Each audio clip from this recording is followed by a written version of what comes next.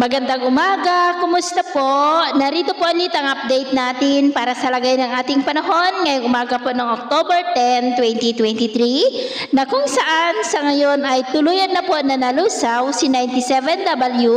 Ang sirkulasyon po nito ay remnant po ni 97W na sumabay po yan sa monsoon trough na dahilan ngayon ng mga isolated rain sa ilang bahagi ng Southern Luzon, Visayas at Mindanao. Samantala si Bagyong Bolaven naman ay nasa typhoon category na po habang nasa layo po ngayon ng 2,400 km east ng Visayas na kumikilos po ngayon pa-northwestward pero liliko rin po yan dahil mahaharangan ng hangin na mula sa taas o yung tinatawag po natin na amihan.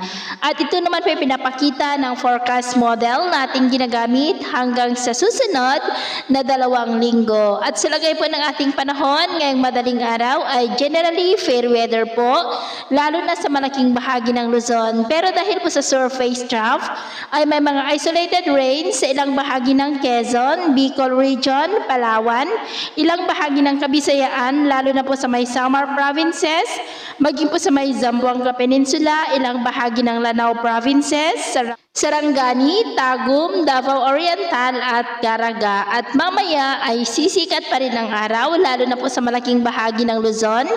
Pero dahil po sa surface trough ay maulap na kalangitan na may mga pulupulong pag-ulan dyan po sa may Quezon, Bicol Region, Palawan, Samar Provinces, Leyte, Bohol, Cebu, Panay Island, Caraga, Sulu Archipelago, Zamboanga Peninsula at ilang bahagi po ng Davao at Sarangani. At mamayang hapon ay mas malalakas na ulan ang ating aasahan sa malaking bahagi po ng Mindanao, Visayas, Southern Luzon at ilang bahagi po ng Cagayan Valley.